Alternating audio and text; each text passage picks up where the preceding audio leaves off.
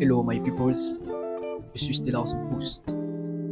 En fait, je me suis décidé aujourd'hui de parler de comment maintenir sa motivation une fois lancé son projet. Je pense que tu ne pourras jamais lancer un projet sans planification. Là, d'autres, j'en parle pas parce que c'est bien pour en arriver. Tu dois premièrement planifier et faire tant d'autres choses. Je vais te parler de 3 astuces qui vont vraiment te permettre de garder ta motivation une fois que tu as lancé ton projet. Premièrement, tu dois utiliser toutes les stratégies possibles pour te rassurer que ton projet va réussir. Deuxièmement, tu dois avoir un état d'esprit de croissance. Pourquoi l'état d'esprit de croissance? D'abord, en nous, chacun des individus, nous avons 2 types d'état d'esprit. Nous avons l'état d'esprit de croissance et l'état d'esprit de limitation ou l'état d'esprit fixe. Je peux donner un exemple. Supposons qu'une personne a un projet de mariage, disons, et il veut réaliser son projet de mariage. Mais il n'a pas suffisamment d'argent. Vous voyez? Cette personne, s'il laisse en lui l'état d'esprit fixe de limitation s'exprimer, il va commencer à trouver des excuses pour ça. Mais par contre, pour une personne qui a l'état d'esprit de croissance, il faut qu'il se dit, je dois faire ces projets de mariage. Il va chercher le moyen possible pour réaliser ce projet. Vous voyez?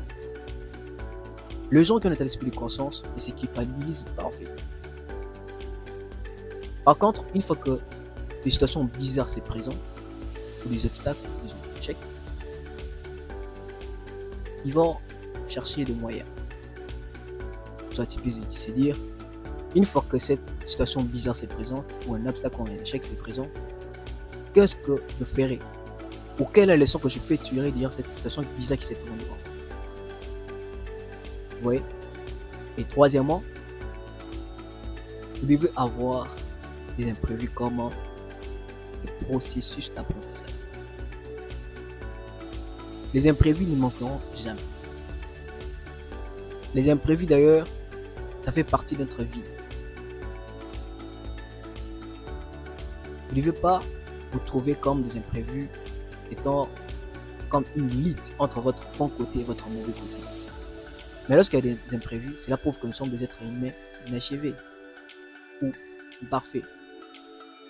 Donc, vous devez utiliser des imprévus comme des processus d'apprentissage. Cela vous servira pour la prochaine fois de mieux faire. Cela vous servira pour mieux vous améliorer. Un secret.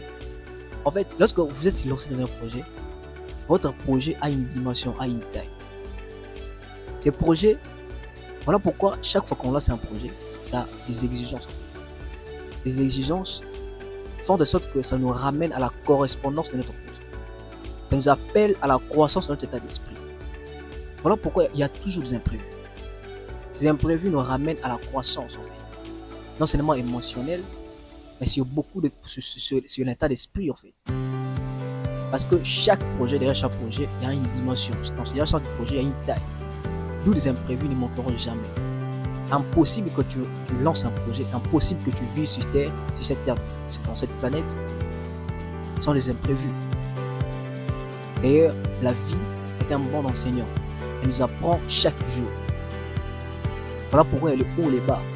C'est pareil pour ton projet. Ton projet va t'exiger des imprévus.